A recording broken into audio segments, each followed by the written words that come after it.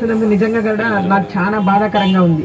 ఎందుకంటే మీ దగ్గర నుంచి గొడ్డు చాకరీ చేయించుకుంటూ ఈ ప్రభుత్వము కనీసం మీ వేతనాలు పెంచమని అడుగుతా ఉంటే దానికి కూడా మిమ్మల్ని ఈ విధంగా అంటే కఠినమైన నిర్ణయాలు తీసుకొని మీకు ఎటువంటి సౌకర్యాలు చేయలేక ఈరోజు మిమ్మల్ని అందరినీ కూడా ఈ విధంగా చూస్తూ ఉంటే నిజంగా నాకు కూడా బాధేస్తూ ఉంది.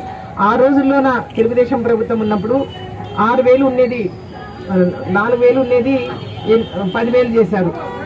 ఎందుకంటే మీరు పడుతున్న కష్టం కొంచెం కాదు, ప్రతి ఒక్క ఇంటింటికి తిరిగి మీ యొక్క పని ఏ విధంగా ఉంటుందంటే కనీసం తిరిగినందుకు మనం కూలి చేసుకుంటే కూలి రోజు 300 ఇస్తారు కదా, అంతకంటే అధ్వానంగా ఉంది అనేది మాత్రం మేము గమనిస్తున్నాము. రేపు ఖచ్చితంగా, ఎందుకంటే ఈ గవర్నమెంట్ కి సుప్రీంకోర్టు ఆర్డర్ ఇచ్చినా కూడా మీకు వేతనాలు పెంచమని చెప్పి కనీసము ఆయనకి ఈగ వాలినట్లు కూడా లేదు.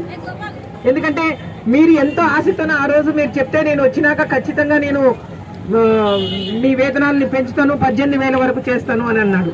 కనీసము తెలంగాణ అంతా ఇవ్వకున్నా 18,000 చేసినా కూడా ఈ రోజు మీరు లేకుంటే మాత్రం మీకు జరగదు. ఎందుకంటే ఈ ప్రభుత్వాన్ని మీరు చూసినారు 5 ఏళ్ళు, కనీసము ఒక్క పైసాని ఎక్కువ చేసినాడని నేను అడుగుతున్నాను.